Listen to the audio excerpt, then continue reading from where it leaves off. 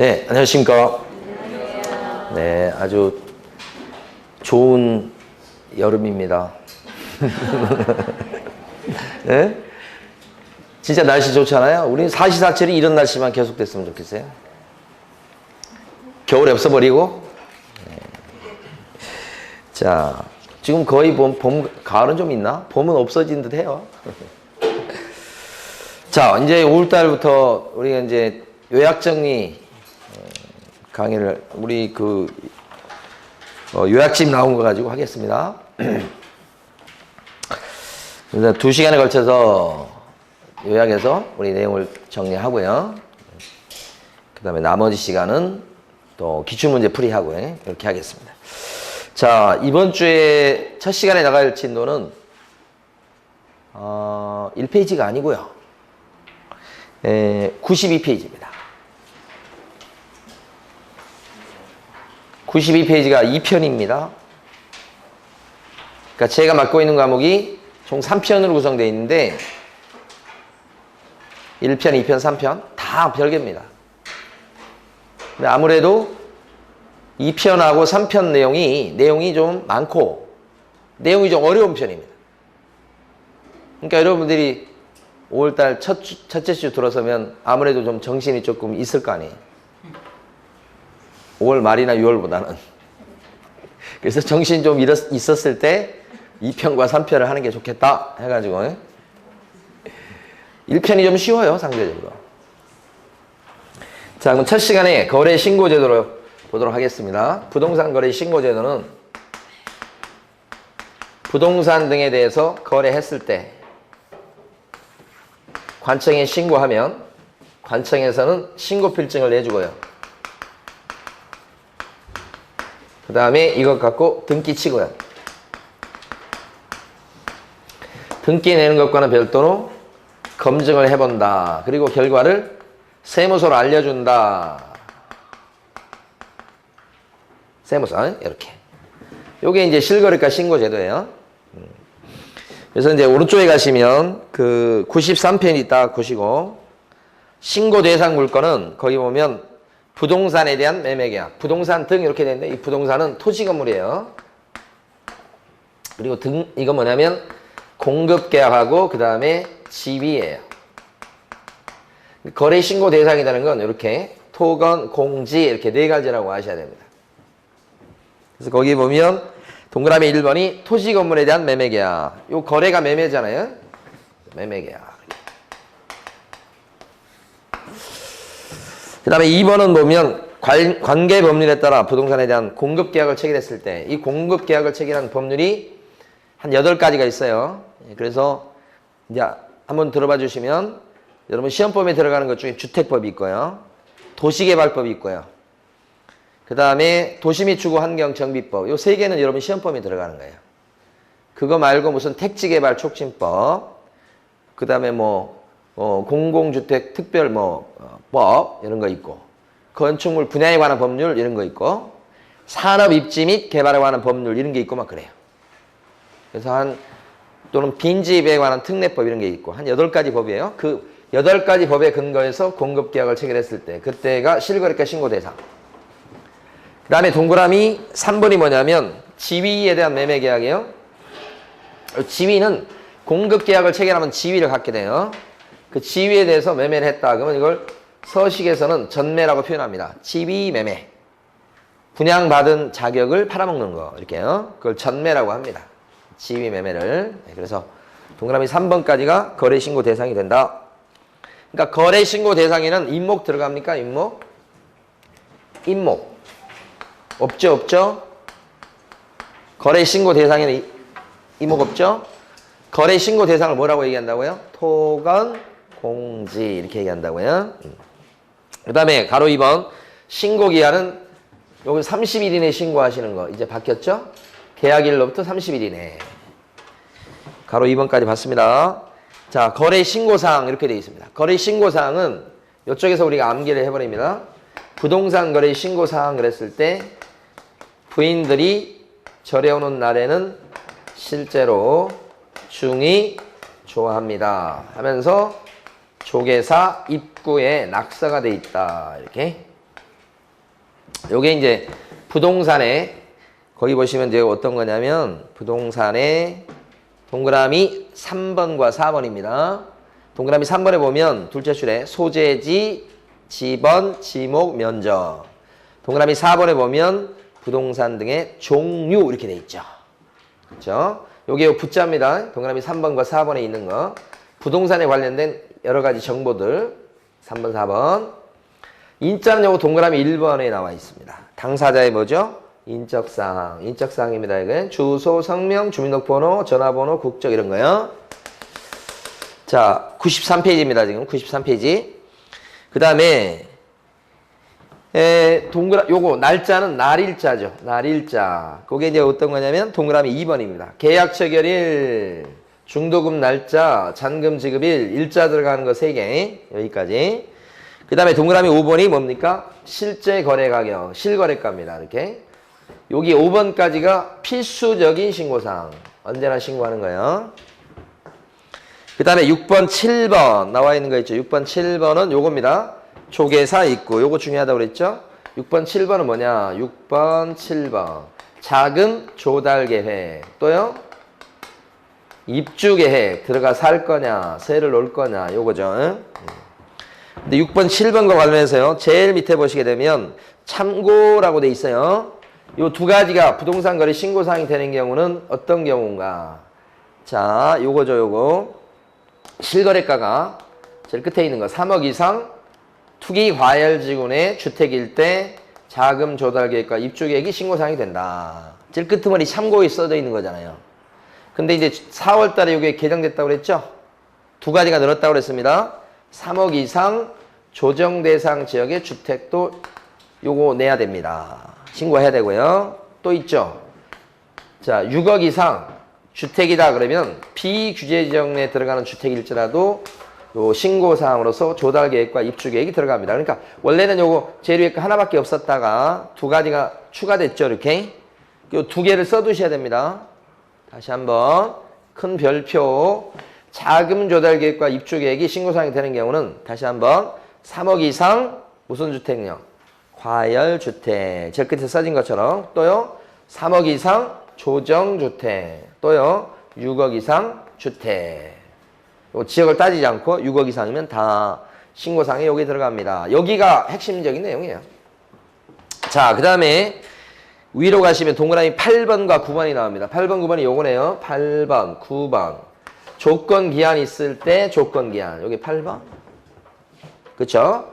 여기 최근 시험에 두 번이나 나왔습니다. 조건 기한 있을 때 조건 기한. 여기 8번. 그 다음에 9번이 뭐냐면 중개사가 있을 때 중개사의 인적사항과 등록사항. 이렇게. 요 두 개, 8번, 9번은 있을 때 신고사항이 되는 거죠. 언제나는 아니고. 그죠? 그러니까 여기 지금 부동산 거래 신고사항은 무조건 시험에 나오는 겁니다. 한 문제가 나올지 아니면 한 지문 또는 두 지문이 나올지 그것만 남아있을 뿐인 거예요. 그래서 암기를 분명히 하셔야 됩니다. 그때 핵심은 이거고, 요것이, 신고사항이 되냐 안 되냐가 사례 문제로 나올 수 있어요. 뭐 조정 대상 지역인데, 뭐 3억 원은 아파트 뭐 매매했다. 이렇게 나오면 신고사항에 들어가는 것은 들어가지 않는 거 할 때 경우에 따라 이게 들어갈 수도 있고 안 들어갈 수도 있고.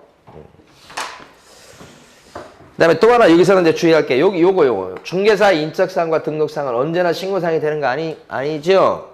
당사자가 신고할 때는요. 지금 우리 이거 배운 지 3주밖에 안 됐습니다. 거래 당사자가 신고할 때는 요건 없죠. 그러니까 신고사항이 아니고. 개공이 신고한다 그랬을 때는 요거 신고사항 되지.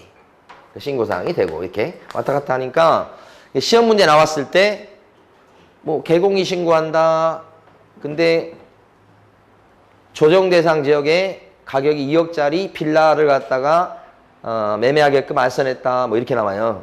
그러면 신고사항인 것은 뭐냐? 고르시오 박스에서. 그런 문제가 예상이 돼요. 그래서 잘 봐두셔야 되겠죠? 그럼 방금 전에 한 거 해볼까요? 조정 대상 지역.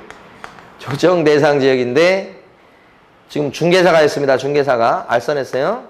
빌라를 알선했습니다. 빌라. 얼마짜리요? 실거래가 2억짜리. 그럼 여기에 부동산 거래 신고사항은 어떤 거예요? 중개해 줬으니까. 빌라 2억짜리. 그러면 여기 신고사항 들어갑니까? 중개사? 중개사가 중개해 줬다고 그러잖아, 지금. 그럼 신고사항 요거 들어가죠? 요거 다 신고사항. 언제나 신고사항이요. 요것도 들어가. 요 있을 때 들어가. 요건 신고사항이야? 이것 때문에 아니잖아. 2억 때문에. 아니죠? 근데 조정 대상 지역이 아니고 예를 들어서 비규제 지역에 규제 안 받는 지역. 근데 금액이 얼마냐? 빌라인데 5억이야. 5억. 그러면 요때 부동산 거래 신고 사항 그러면 얘하고 얘 들어가야 안 들어가요? 안 들어갑니다. 5억까지는 안 됩니다. 비규제 지역에서는요. 이게 사실은 비규제 지역을 얘기하는 거예요. 얼마 이상 돼야 돼요? 6억 이상. 이런 게 사례로 나올 수 있다니까. 예. 자, 거기 이제 넘어갔고요. 가로 3번의 부동산 거래 신고사항 중요합니다. 예. 다음 페이지 가면 신고관청. 실거래가 신고를 어디 가서 합니까? 그러면 부동산 소재지 관할 시장군수 구청장한테 가서 하죠. 다음 페이지 제일 위에 신고관청 그렇게 부릅니다. 예. 요거 얘기할 때 부동산 사장님이 신고한다고 해서 등록관청에 가서 신고해요. 이렇게 하면 거짓말이에요. 등록관청이 아니고 어디 가세요? 신고관청. 가로 5번 신고 누가 해야 됩니까? 신고는 신고 의무자가 누구냐 이거지. 누굽니까?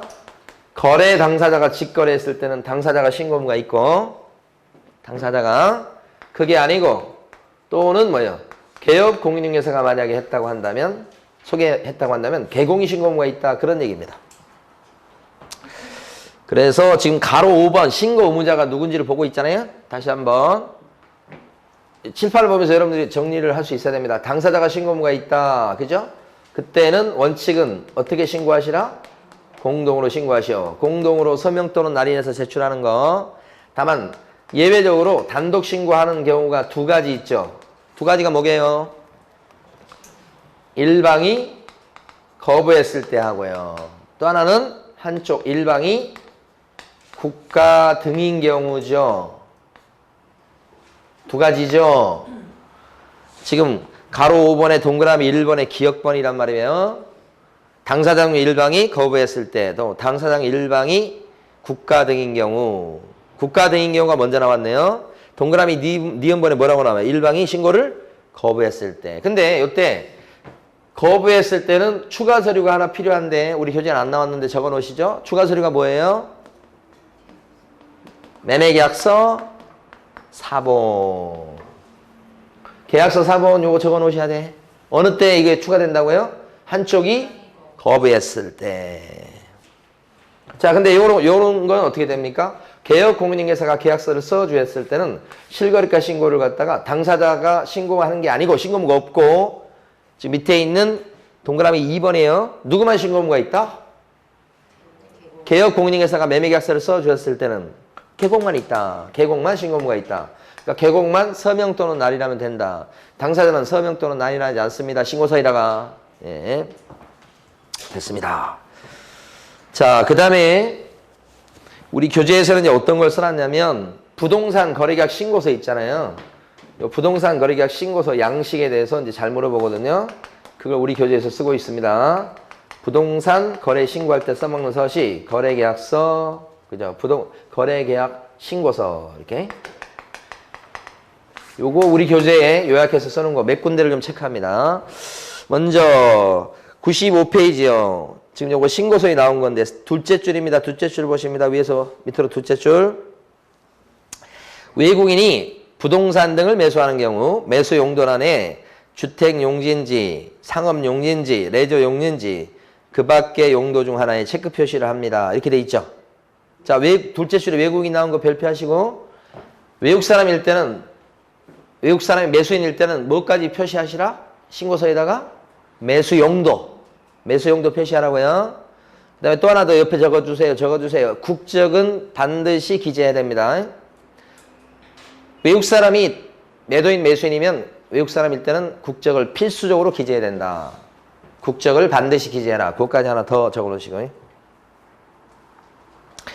그 다음에 쭉 내려가셔가지고요. 가로 2번에서 어디 가보시냐면 동그라미 4번 가보세요. 4번에 뭐라고 되어 있냐면 계약 대상 면적에는 이런 거 남았죠. 여기서 시험에 제일 많이 나온 거 실제 거래 면적을 계산하여 적되 건축물의 면적은 집합 건물일 때는 무슨 면적 적어주고요? 전용 면적. 그 다음에 그 밖의 건축물일 때는 무슨 면적 쳤죠? 연면적이다. 그렇게 알아두시고 밑에 참고로 적어져 있는 거 있잖아요. 그죠? 참고로 적어진 거 있는데 그 참고로 적어진 것은 거기 한 군데만 밑줄을 그을게요. 종전 토지라는 입주권 매매의 경우에만 이렇게 돼 있죠. 그쵸? 그것만 딱 밑줄을 긋고 나머지는 읽지 마세요. 이거 좀 안 고쳐져서 그래요. 틀린 거예요. 어디 종전 토지라는 이렇게 나와 있죠? 이것도 정확히 얘기하면 이게 종전 부동산 나는 이렇게 얘기합니다. 종전 부동산이 있는 것은 분양권이에요? 입주권이에요? 종전 부동산이 있는 것은? 조합원 입주권이죠? 그러니까 종전 부동산 나는 입주권 매매의 경우에만 적습니다. 분양권 아니고요. 지금 거기 입주권이라고 나와요? 분양권이라고 나와요? 입주권. 요거 하나 기억하시자고요. 분양권 그러시면 안 돼요. 그거 하나. 자, 제일 끄트머리에 있는 동그라미 1번입니다. 제일 끝에 거기 밑에 물건별 거래 가격에는 가격란에는 둘 이상의 부동산을 함께 거래할 때 각각의 부동산별 거래 금액을 적습니다. 출제가 유력합니다. 그거 제 끝에 두 줄 됐고요. 다음 페이지 또 넘어갑니다. 동그라미 2번 보시면 뭐라고 되어 있냐면요. 총 실제 거래 가격란에는 이렇게 돼 있죠. 자, 그러면 이 총 실제 거래 가격란을 적을 때요. 옆에 좀 적어놔 보세요. 아까 저 물건별 거래 금액, 물건별 거래 금액란에는 이렇게 돼 있잖아요. 일단은 각각의 부동산별 거래 금액을 적습니다. 이렇게 되고 여기는 총 실제 거래 가격입니다. 지금 보려고 하는 것은 그러면 총 실제 거래 가격은 두 개 이상의 부동산을 함께 거래할 때 각각의 요걸 적어 놓으세요. 부동산별 거래 금액에 뭘 적죠? 합계 금액을 적습니다. 끝에가 무슨 말이 와야 됩니까? 합계란 말이 와야 됩니다. 앞에가 뭐가 시작되면요? 총. 그러니까 총 실제 거래 가격란에는 이렇게 나오는 거 있잖아요. 그 위에다가 각각의 부동산별 거래 금액의 부동산별 이렇게 얘기합니다. 거래 금액의 거래 가격의 합계 금액을 적습니다. 이렇게. 합계란 말이 끝에 꼭 와야 됩니다.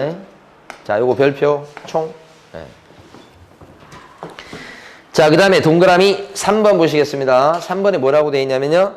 신고해야 될 물건별 거래 가격과 총 실제 거래 가격란에는 부가가치세를 포함한 금액을 적습니다. 이렇게 했죠.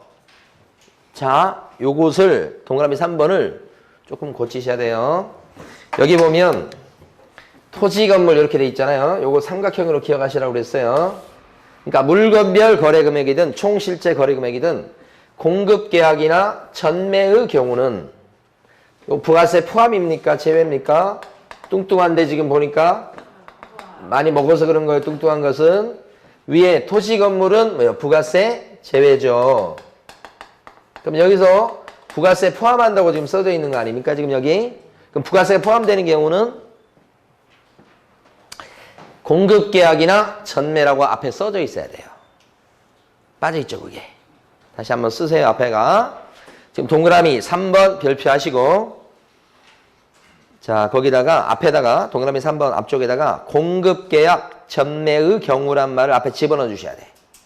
공급계약 또는 전매의 경우, 신고해야 될 물건별 거래 가격과 총 실제 거래 가격란에는 부가가치세를 포함한 금액을 적습니다. 포함한다고 돼 있잖아요. 그러면 앞에가 뭐가 와야 돼? 반드시 공급계약 전매가 와야 됩니다. 그죠? 시험은 여기에 이제 출제가 됩니다. 여기 위주로. 토지 건물은 나온 적이 없어요. 근데 혹시라도 토지 건물을 거래하고 실거래가를 신고한다. 토지 건물을 거래했을 때는 이렇게 위에를 물어본다면 부가세 뭐라고 해야 됩니까? 금액 적어줄 때는 뺀 금액을 적는다 이렇게 해야 되죠.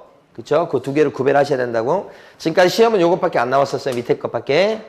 근데 거기가 이제 공급계약 전매의 경우 이게 빠져 있으니까 그걸 적으시고. 자, 그 다음에요. 오른쪽 페이지 가로 2번 가보십니다. 가로 2번 가면 여기서 칠판에서 보시면 부동산 거래 신고할 때 신고하는 방법이 어떻게 되냐. 자, 우리끼리 하는 방법 이렇게 합니다. 직접 제출하는 방법이 있고요. 직접 제출하는 방법이 있고, 다른 사람이 대신 갖다 내주는 방법, 제출을 대행하는 방법이 있고, 두 가지.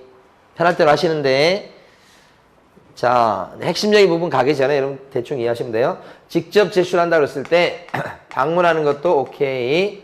그런데 여기는 전자문서, 컴퓨터 앞에 앉아서 하는 것도 오케이. 두 개 다 됩니다. 두 개 다 되는데, 제출 대행한다 그랬을 때는 방문해가지고 대신 갖다 내주는 게 돼요. 근데 제출 대행한다 그랬을 때는 전자문서로 할 수 있을까요? 없을까요? 못합니다. 전자문서로 못하는 것 두 군데 나와요. 우리 법에서. 한 군데가 제출 대행할 때는 전자문서로 못합니다. 제출 대행할 때는 또 한 가지가 휴폐업 신고. 휴폐업 신고도 전자문서로 못하죠? 그죠? 그 다음에 제출 대행도 전자문서로 못합니다. 요거. 그러면 제출 대행을 누가 해줄 수 있느냐? 자, 여기 위주로 보시면 돼요. 당사자가 신고무가 있을 때는 당사자로부터 부탁을 받은, 위임을 받은 사람이 위임장 들고 와서 제출 대행을 해주게 됩니다. 근데 이런 경우는 거의 없기 때문에 뭐 크게 신경 쓸 필요가 없어요. 그러면 어디를 보셔야 되는가? 밑에 거. 개업 공인중개사가 신고를 할 때는, 신고무가 있을 때는 누가 제출 대행을 해줄 수 있죠? 위임을 받은 누구죠? 소공. 지금 이거 안 적으셔도 되는데 위임을 받은 소공이다. 이렇게. 그러면 중개보조는 제출대행 자격이 있다 없다? 중개보조는 제출대행할 자격이 없다 이거죠. 대신 소공은 제출대행할 때 개업 공인중개사가 써주는 위임장 이런 거 갖고 갑니까? 안 갖고 가죠. 그래서 자, 어디를 여러분들 밑줄 그시면 되냐면 가로 2번에 동그라미 2번이 있어요. 그 동그라미 2번 세 줄을 다 밑줄 긋습니다. 기억번, 개업 공인중개사의 위임을 받은 소공이 신고서의 제출을 대행할 수 있다. 그러면 중개보조는 안 된다는 뜻이고요.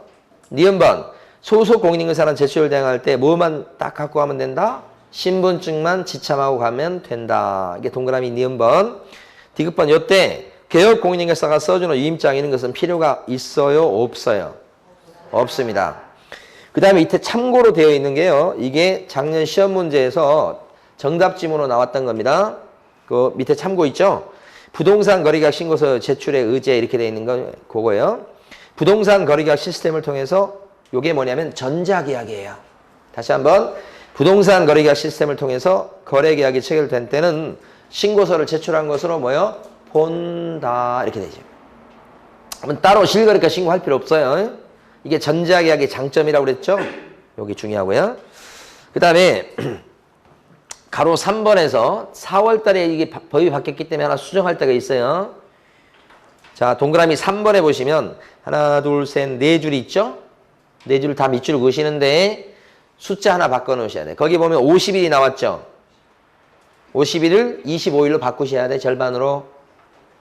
4월 달에 바뀐 거예요. 바꿔놨죠? 그러면 여기서 한번 해봐요. 여기 나와 있는 요 조달계획과 입주계획은 신고사항에 들어간다고 한다면 이런 정보는 누가 알고 있죠? 누가? 이 정보 알고 있는 사람. 누가 알고 있는 거예요? 매수인이죠, 매수인. 매도인이 알 수는 없잖아요. 어디서 돈 나서 산 거냐? 지금 들어가 살 거냐? 새 놓을 거냐? 이거 매수인이 아는 정보죠. 그 매수인 같은 경우는 이걸 갖다가 신고할 때 주로 신고 의무자가 개공이니까 개공한테 정보를 주고 개공이 신고 관청에 또 신고서 낼 때 거기다 내면 이렇게 되겠죠. 그러니까 매수인이 개공한테 정보 주고 개공이 신고 관청에 내는 방법이 하나 있어요. 또 한 가지 방법은 이 정보를 개공이 아는 거에 대해서 매수인이 싫다 생각되면 자기가 직접 내면 되죠. 두 가지 길이 있죠. 거쳐서 가는 방법이 있고 바로 가는 방법이 있죠. 거쳐서 갈 때는 여기서 매수인은 개업 공인중개사한테 계약서 쓴 날부터 25일 이내 정보를 여기다가 어떻게 하라고요? 제공해 주시오 이 뜻이죠. 그러면 여기는 이제 30일 이내에 신고할 거니까 그때 요 신고서에 적어서 내면 되니까 그 뜻이죠 요게. 근데 이게 싫으면 바로 내면 되겠죠. 지금 밑줄 긋은 네 줄은 뭐예요? 네 줄은 요거 얘기하는 거예요. 이게 원래 실거래가 신고가 60일이었다가 이번에 30일로 반으로 줄었어요. 그래서 50일짜리가 뭐로 줄은 거예요? 25일로 줄은 거죠. 그래서 바뀐 거에 대해서 25일 숫자 물을지 몰라요. 그렇죠? 혹시 30일이다 그러면 X예요. 30일이 아니고 뭐예요? 25일. 우리 개공도 좀 여유가 있어야 되니까 제출할 여유가. 자, 그 다음에 제일 끄트머리 가시면 신고 들어갔죠? 그러면 신고 필증을 제일 끄트머리에요. 마지막 줄에 즉시 발급합니까? 지체 없이 발급합니까? 지체 없이. 즉시 아니고요. 지체 없이 발급이요. 신고 필증 4글자, 지체 없이 4글자 이렇게 연상하시라고 그랬어요. 즉시 그러면 2글자죠? 즉시 발급 그러면 X입니다. 이것도 한 3, 4년 전에 바뀐 거죠. 즉시가 아니고 지체 없이. 97페이지 제일 끝줄이에요. 중요한 거 했어요, 지금. 예상 문제. 자, 다음 페이지 가시면 동그라미 2번 보시면요. 매수인은 신고필증을 발급받은 때는 부동산 등기 특별조치법에 따른 검인을 받은 것으로 본다. 이거잖아, 이건. 시험에 잘 나옵니다. 여기 검인제도가 원래 있었잖아요. 검인제도. 그래서 원래는 이제 검인제도 공시법 시간에 배우셨나요? 아직 안 배우셨나요, 또? 시험 끝나면 배우려나? 검인 신청하면 요 검인 도장을 찍어줘요. 그것 갖고 등기를 치거든요. 근데 검인 도장 찍어줄 때 아무 생각 없이 찍어준다고요. 형식적 심사 이런 거 들어봤어야 되는데. 예. 봐, 배웠잖아. 그러니까 형식적 심사하다 보니까 이게 없어, 이게. 그러니까 검인제도가 형편없어. 다 다운 써가지고 다 검인 받고 등기 치니까 세금을 줄일 수 있다고. 그래서 이거 안 되겠다 싶어서 만든 제도가 실거래가 신고제도예요. 실거래가 신고제도는 검인제도에 비해서 센 게 있어. 이거예요, 이거.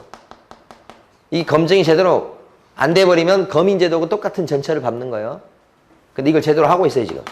그러니까 무슨 얘기냐면 부동산 거래 신고에서 신고필증이 나와버리면 또다시 검인을 받을 필요가 있다, 없다? 없다. 없다, 이 얘기지. 없다. 이해되시죠? 그게 지금 동그라미 2번 2줄이잖아요, 그게. 꾸준히 나옵니다, 이 시험에서. 그 다음에 99페이지 가보십니다. 99페이지 보시면 가로 3번에 부동산 거래 가격 검증 체계 구축 운영 등이라고 돼 있죠. 여기서요. 자, 여기서 좀 정리해보고 교재 정리할게요. 여기 요거 검증하는 사람이 누구예요? 검증해보는 사람. 국장이 높은 사람이니까 검증할 것 같죠? 신고관청이에요, 신고관청. 신고필증 누가 줘요? 신고필증. 필증 누가 줘요? 신고관청. 어디에 가서 신고해요?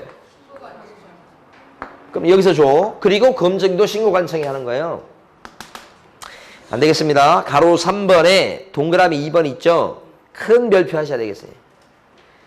신고의 적정성 검증 해놓고 동그라미 기억번 2줄 밑줄고 씁니다. 신고관청은 부동산 거래가격 검증 체계를 활용해서 신고 내용의 적정성을 검증해야 되겠다. 그죠? 적정성을 검증하는 사람 누구요? 신고관청. 요거 세무서장도 아니에요. 국장도 아니고요. 다만 검증할 때는 다른 데이터하고 이렇게 비교해가지고 지금 비슷한 아파트인데 다른 것들은 대부분 9억에 들어왔는데 왜 너만 8억 2천이냐. 너 이상한데? 이렇게 하는 거예요. 그래서 이거 검증하려면 다른 데이터하고 비교하셔야 되고 그런 다른 데이터를 누적을 시켜놔야 됩니다.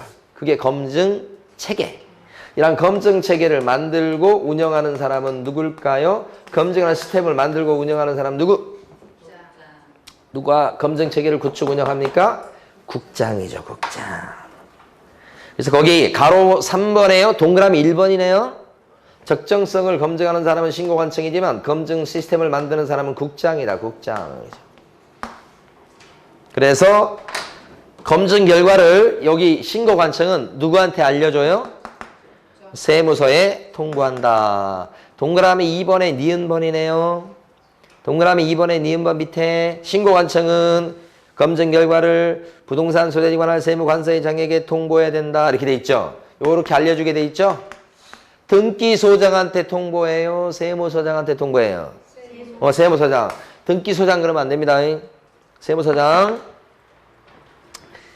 자, 그 다음에요. 이제 중요한 것들을 지금 많이 지나왔습니다. 밑에 보시면 해제 등 신고 나옵니다. 네모 4번에 가로 1번 큰 별표죠. 중요한 이유는 이번에 바뀌었기 때문에 작년에 바뀐 거죠. 해제 등 신고는 계약이 깨졌을 때 하는 거예요. 지금 부동산 거래 신고는 어떻습니까?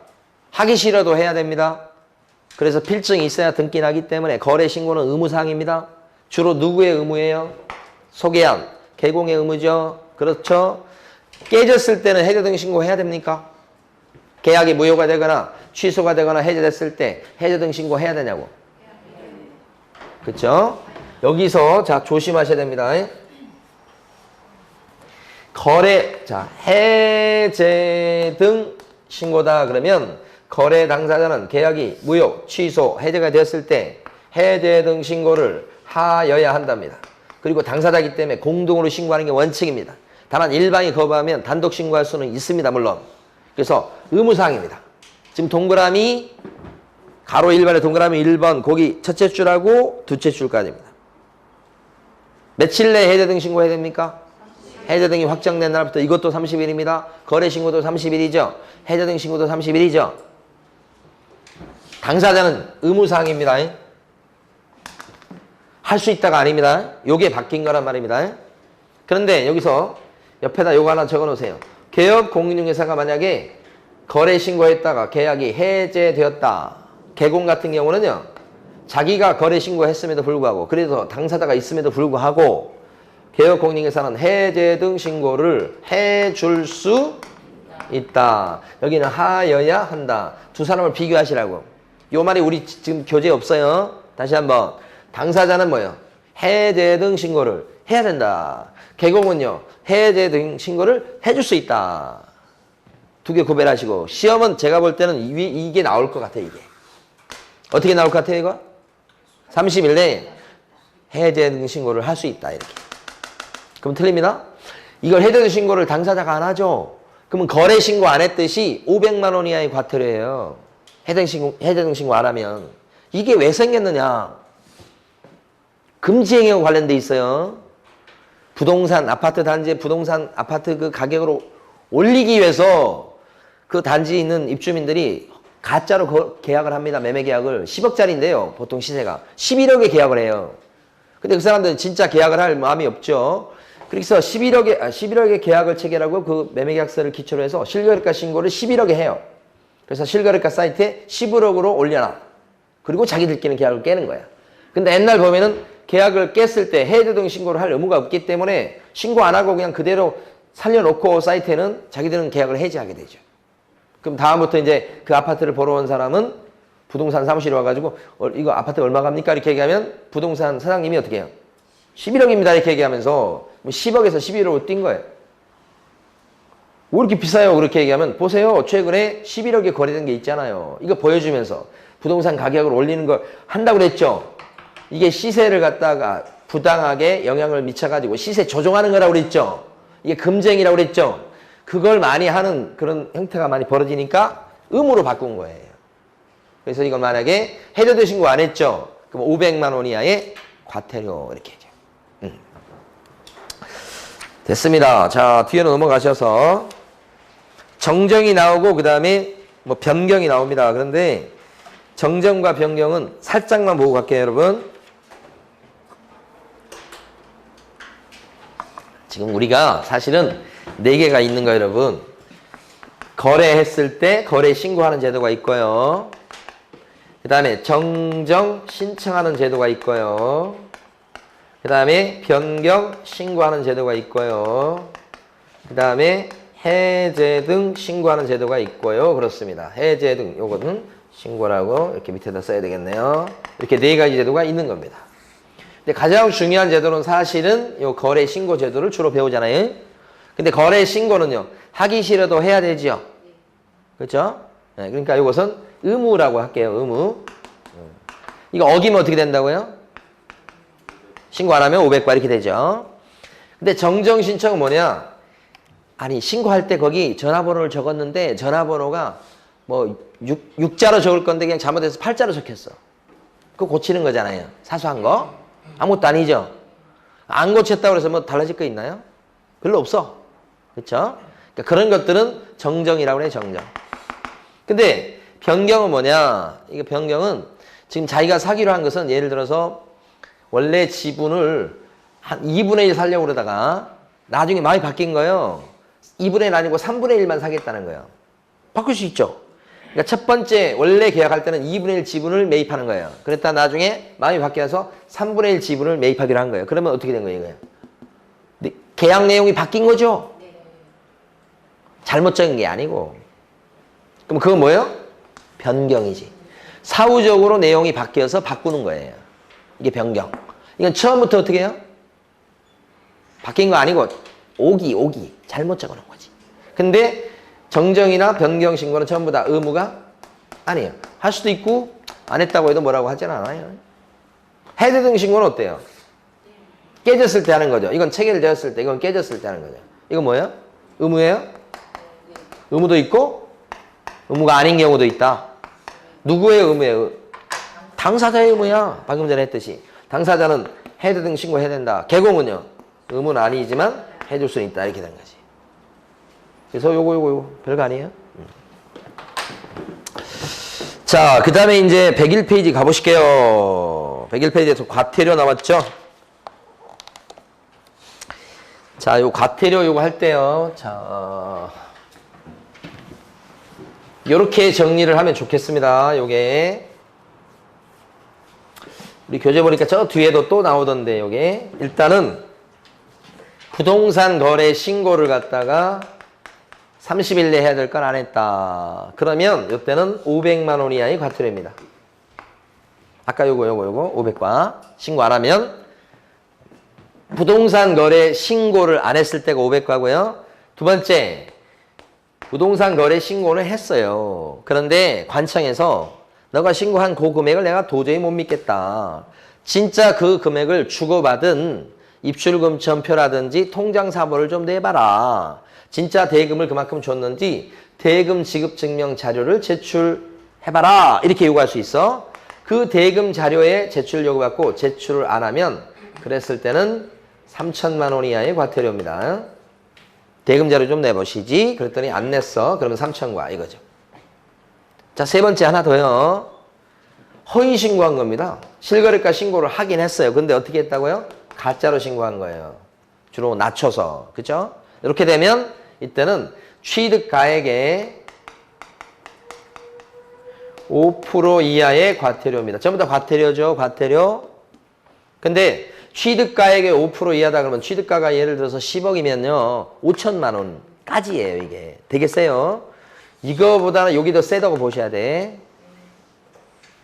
3천만 원 이하라고 해서 꼭 3천만 원만 때린 거 아니거든요. 얘보다 얘가 더 싸죠. 그러니까 이게 순서는 이렇게 돼요. 여기 제일 싸고 그 다음에 여기 이렇게 다시 한번 신고 안 하면 500과. 그쵸? 그 다음에 대금 자료 안 내면 3천과. 거짓 신고하면 이렇게 하고 뭘 볼 거냐면 신고 안 했다 중에 거래 신고 안 했을 때도 500과지만 요것도 있어요. 깨졌을 때 당사자가 해제 등 신고하셔야 되죠. 30일 내에. 해제 등 신고 안 해도 뭐예요? 500과예요. 그러니까 요거 두 개 구별 안 하고 신고 안 한 죄 그러면 다 500과예요. 근데 이제 뭐가 있냐?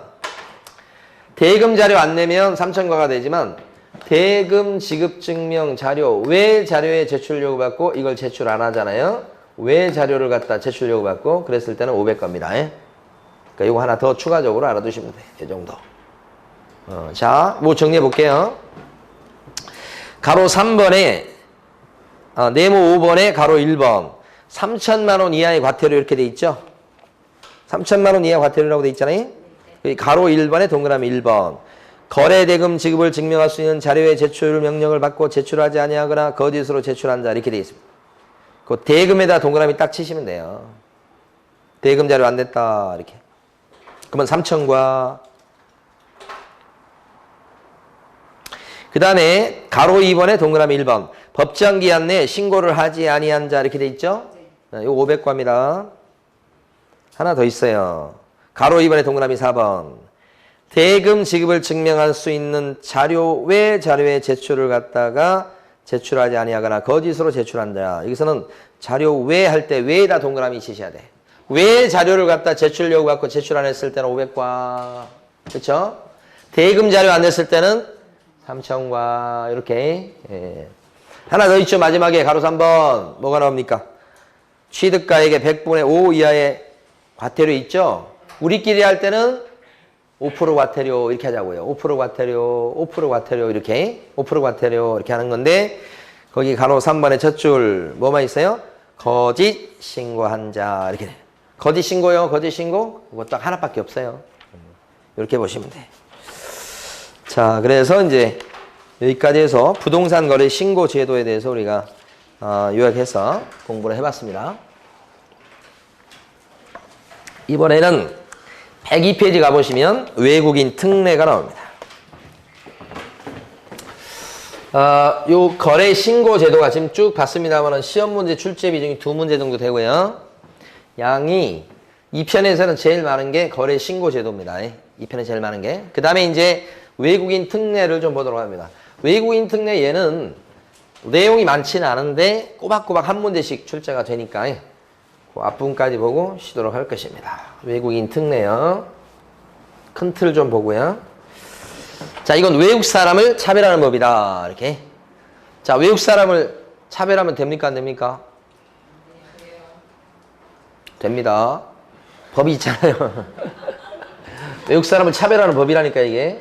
외국인 등. 그죠? 그 다음에 부동산 등. 그 다음에 이거 소유권 취득인데요. 소유권 취득. 이렇게.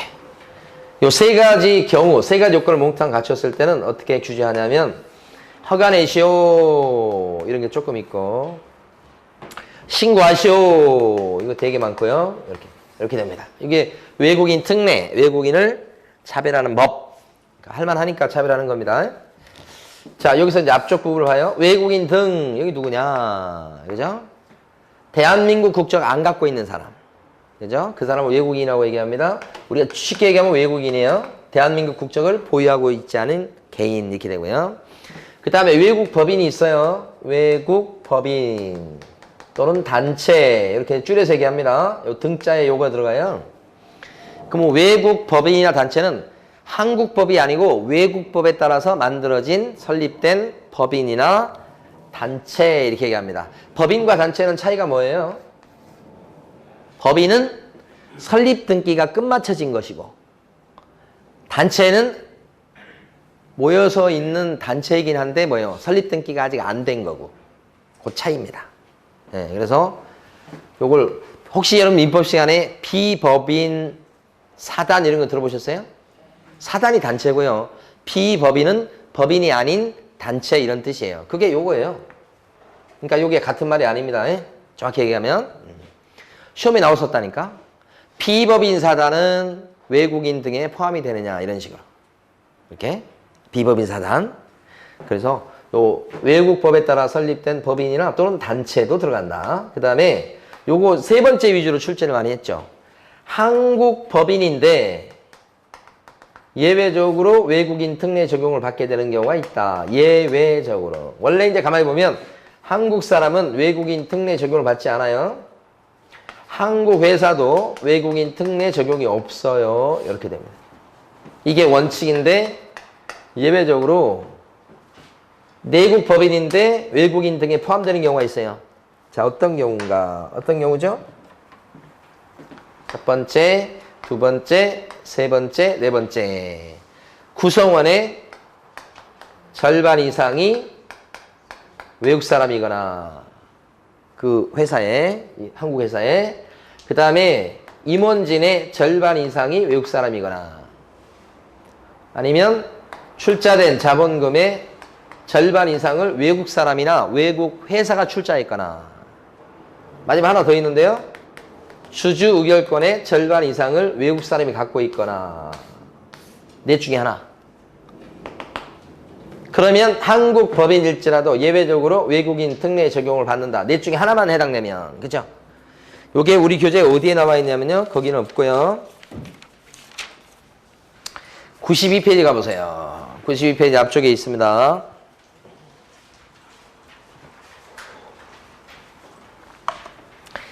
제일 밑에 보면 박스가 있죠. 외국인 등이라고 되어 있는 박스. 거기 보니까 한국 국적이 없는 개인. 이게 동그라미 외국인이에요. 두 번째, 외국 법령에 따라 설립된 법인 단체. 이것도 외국 법인 단체. 이걸 3번, 4번, 5번 묶으셔야 되는 거예요. 3번, 4번, 5번은 혹시라도 내국 법인일지라도 이런 뜻입니다.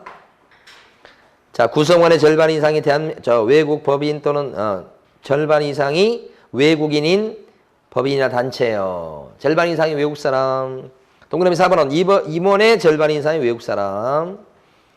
5번 자본금의 절반 이상이 외국인이나 외국 법인이 출자했을 때. 의결권의 절반 이상을 외국인이나 외국 법인이 갖고 있을 적에. 넷 중에 하나 들어가면 규제 받는다 이거죠. 그러니까 여기를 주로 많이 출제했었죠, 사실은. 그 다음에 이제 최근에는 외국 정부, 제일 끝에 보면 국제기구도 들어가죠. 그러니까 외국 정부나 국제기구, 연합, 국제연합 이런 것도 다 규제 대상이 들어간다는 걸 그걸 출제하네요, 최근에는. 그 다음에 여기 부동산 등이라고 돼 있죠. 부동산 등은 뭘 얘기할까요, 여러분? 여기까지 보고 있습니다. 이 부동산은 뭐예요?